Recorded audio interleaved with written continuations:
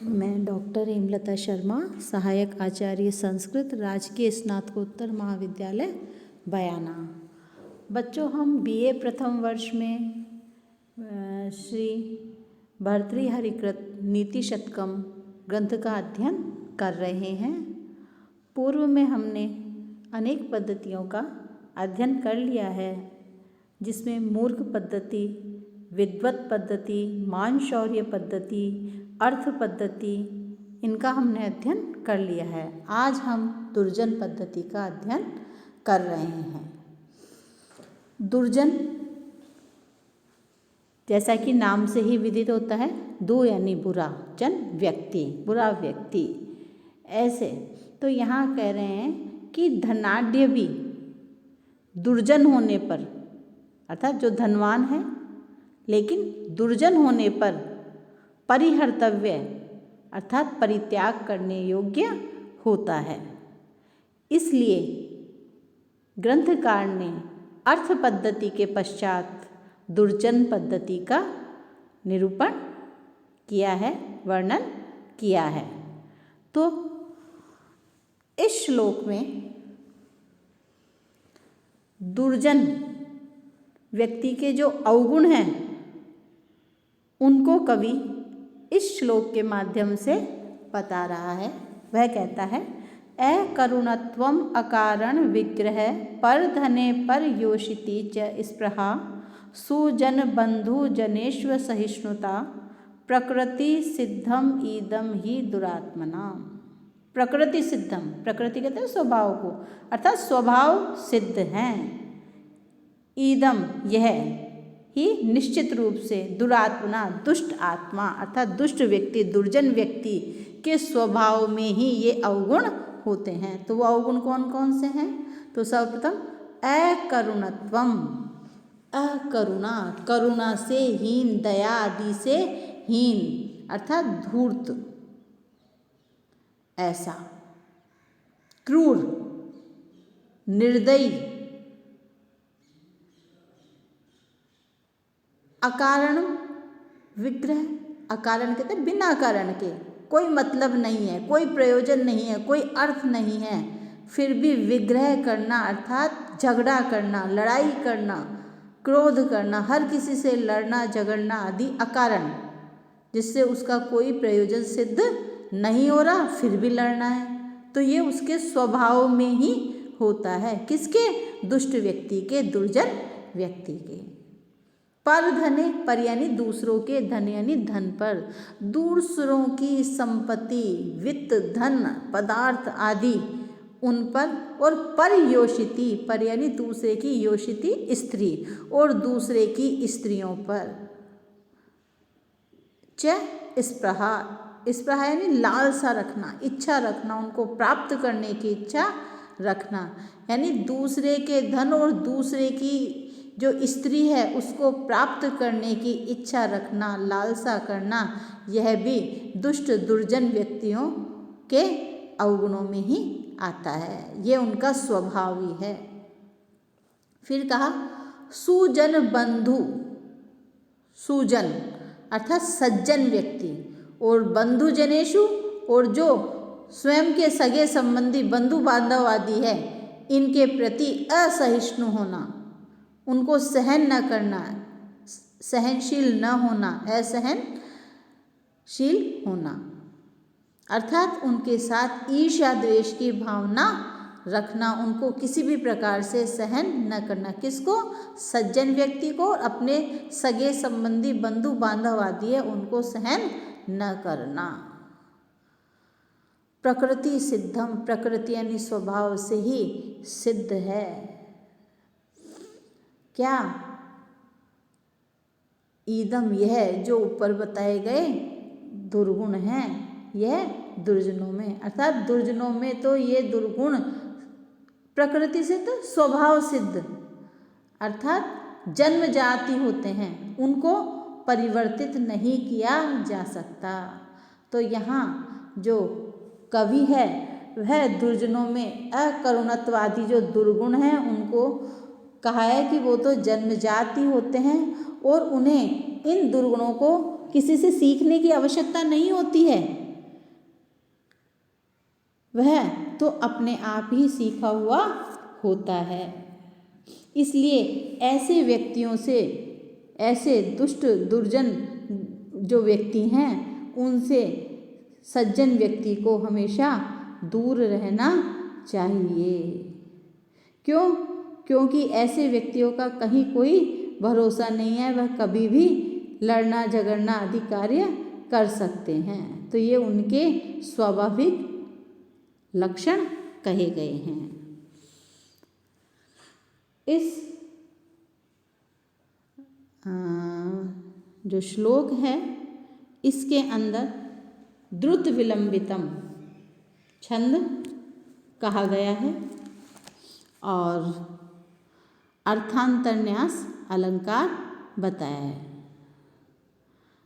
आगे वह बता रहे हैं, कवि कहता है कि ये जो दुष्ट दुर्जन व्यक्ति होते हैं, ये कितने ही ज्ञानी हो, ज्ञानवान हो, विद्वान हो, लेकिन ये ऐसे जो विद्वान, ज्ञानवान, धनवान जो व्यक्ति होते हैं, ऐसे जो दुर्जन हैं, वह हमेशा परिहेय है, त्यागने योग्य हैं। उनका हमेशा परित्याग करना चाहिए। तो यहाँ कवि ने उपदेश दिया है कि विद्वान यदि दुर्जन भी हो तो वह सर्वथा हेय है। कैसे? दुर्जन परिहर्तव्य विद्या अलंकृतो अपि सन मणिना भूषितः सर्प किमसौ न भयंकर। अर्थात दुर्जन, दुष्ट व्यक्ति परिहर्तव्य, त्यागने योग्य होता है। विद्या अलंकृतो अपि सन, विद्या से अलंकृत अर्थात सुशोभित होने पर भी, अर्थात वह कितना ही ज्ञानवान हो, विद्वान हो, शास्त्रों का ज्ञाता हो, लेकिन फिर भी उसका परित्याग करना चाहिए। कवि ने इसे एक उदाहरण के द्वारा समझाया है। वो कहता है मणिना भूषितः सर्प, मणि से विभूषित अलंकृत जो सर्प है, सर्प के फन पे जो मणि होती है उससे अलंकृत सुशोभित जो सर्प है, किम असौ न भयंकर है, क्या वह भयंकर नहीं होता है? अर्थात निश्चित रूप से होता है। तो जब जो मणि से सुशोभित जो सर्प है वह भयानक होता है, उसी प्रकार ज्ञान से, वेद वेदांग आदि विद्या से जो सुशोभित पुरुष होता है, लेकिन यदि वह दुर्जन है तो वह हेय है, त्याज्य है, त्यागने योग्य है। उससे हमेशा व्यक्ति को दूर रहना चाहिए। इसके पश्चात दूसरे श्लोक में कवि दुर्जन और सज्जनों के जो सद्गुण सज्जनों के जो सद्गुण हैं उसको भी दुर्जन उनकी निंदा करता है और उन गुणों को अवगुण में परिवर्तित करता है। कैसे? वो कहता है जाड्यम ही मति गण्यते व्रत शुचौ दम्भः शुचौ केतवम शूरे निघ्रणता मुनौ विमतिता दैन्यम प्रिया लापिनी तेजस्वी नवलिप्तता मुखरता वक्तव्य शक्तिर्स्थिरे तत्को नाम गुणो भवेत स गुणी नाम यो दुर्जनै ना अंकित है। अर्थात ऐसा कौन सा गुण है जो गुणियों का, जिसको दुर्जन ने ना अंकित अर्थात कलंकित नहीं किया है। अर्थात दुर्जन ने सज्जनों के सभी गुणों को कलंकित किया है। कैसे? जैसे कह रहे हैं जाड्यम ह्रीमति, ह्रीमति अर्थात जो लज्जाशील व्यक्ति है, जो लज्जावान है, उसे क्या कहा है? जाड्यम, जड़ता, मंदता, मूर्खता। अर्थात जो लज्जाशील है, लोग कोई भी गलत कार्य करने से वह लज्जा रखता है, अर्थात गलत कार्यों को नहीं करता है, तो ऐसे व्यक्ति को मूर्ख, मूढ़, जड़ कहा है, गण्यते गिना है। वृत शुचौ दंभ और जो व्रत उपवास आदि के नियमों का पालन करने से शुद्ध हुआ, ऐसा जो व्यक्ति है उसको दंभी अर्थात पाखंडी कहा जाता है। किसके द्वारा? दुर्जन व्यक्ति के द्वारा। शुचौ केतवम, और जो शुचौ जो पवित्र है अर्थात जो बाह्य और आभ्यंतर रूप से आंतरिक और बाह्य रूप से पवित्र व्यक्ति है अर्थात छल कपट को नहीं जानता है, ऐसे व्यक्ति को वह कैतवम कपटी कहता है। शूरे निघ्रणता, यहाँ निद्रणता शब्द है, ये थोड़ा मिसप्रिंट है, ये निघ्रणता होगा। तो शूरे निघ्रणता, और जो शूर शौर्यशाली व्यक्ति है उस पर क्या कहता है?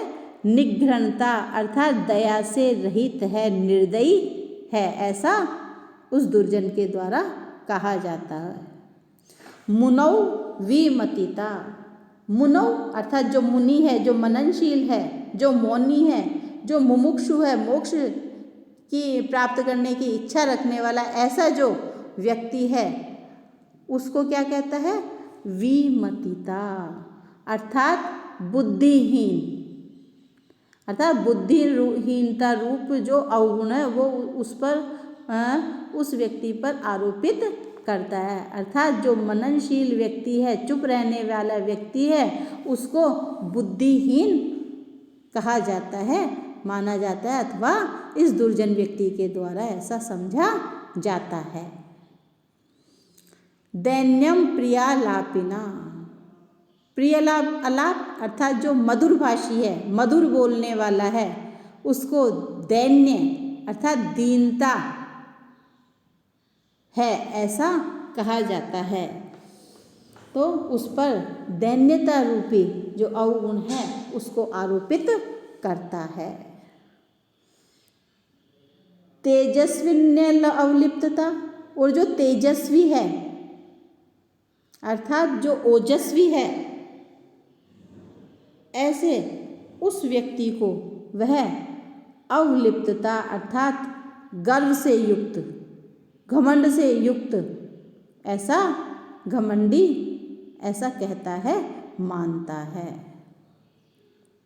मुखरता वक्तव्य, और यदि कोई वक्तव्य अर्थात वाक शक्ति में चतुर है, वाक चातुर्य है, तो उसे मुखर कहता है, यानी व्यर्थ का आलाप करने वाला, फालतू बोलने वाला, ऐसा वाचाल है, ऐसा बताता है, कहता है।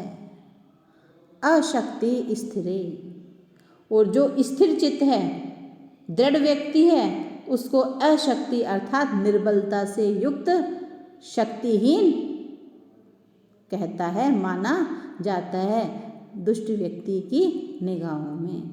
तो इस प्रकार से जो दुर्जन अपने स्वभाववश सज्जनों के सद्गुणों को भी निंदित करते हैं, उनकी भी निंदा करते हैं, उनके गुणों को पाखंड एवं अहितकर बताते हैं। इसका कारण यह है कि दुर्जनों को सज्जनों से स्वाभाविक बैर होता है। जिस प्रकार मूर्ख पंडितों से और दरिद्र व्यक्ति धनवानों से, व्यभिचारिणी स्त्री कुल स्त्रियों से और विधवा सधवाओं से ईर्ष्या द्वेष रखती है, उसी प्रकार दुर्जन दुष्ट व्यक्ति सज्जनों से ईर्ष्या द्वेष की भावना रखते हैं, वे उनकी निंदा किया करते हैं।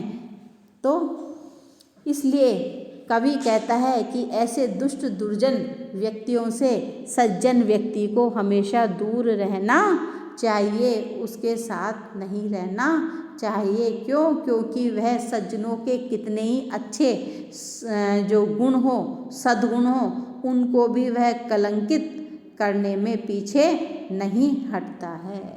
उसको तो हमेशा, दुष्ट पुरुष को तो हमेशा केवल दूसरों की निंदा करना और दूसरों के सद्गुणों में दोषों को ढूंढना और उनके प्रत्येक गुणों में अवगुण दुर्गुण ही उनको दिखाई देते हैं। इसी भाव को कवि ने इस श्लोक के माध्यम से व्यक्त किया है।